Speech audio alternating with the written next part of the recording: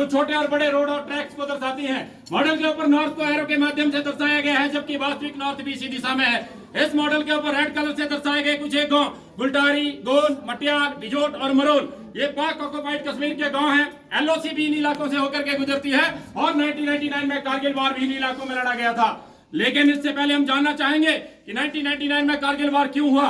इससे पहले भारत सरकार और पाकिस्तान सरकार के बीच में एक संधि थी, जिसमें यह तय किया गया था कि विंटर के सीजन में अत्यंत ऊंचाई वाले पोस्टों पर ना तो भारतीय सेना रुकेगी और ना ही पाकिस्तानी सेना रुकेगी।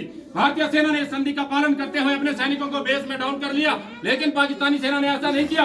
उन्होंने छुपते छुपाते हमारे कई एक पोस्ट अपने कब्जे में कर लिए, जिसमें कि द्रास सेक्टर में 0.4875, टाइगर हिल 0.5140, टोलोलिंग, कारगिल सेक्टर में 0.5608, काक्सर मजदास, बटालिक सेक्टर में जुबेर हाइट, मुंतोडालो, कालूवार और यालडोर। इस प्रकार पाकिस्तान ने कुल 135 किलोमीटर का इलाका अपने कब्जे में कर लिया।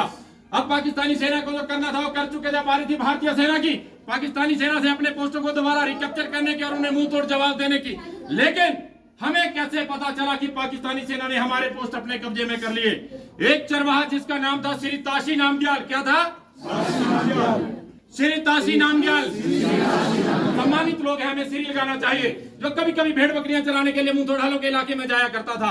एक दिन उसने देखा कि कुछ लोग पठानी वेशभूषा में पत्थरों से बंकर का निर्माण कर रहे हैं और उसे इस बात का एहसास हुआ कि ना ही तो भारतीय सैनिक हैं और ना ही तो भारत देश के नागरिक हैं। और एक सच्चा हिंदुस्तानी होने के नाते उसने इस बात की खबर बटालिक सेक्टर के बेस में आकर के भारतीय सेना को दी और ये खबर मिलते ही भारतीय सेना एक्टिवेट हो गई।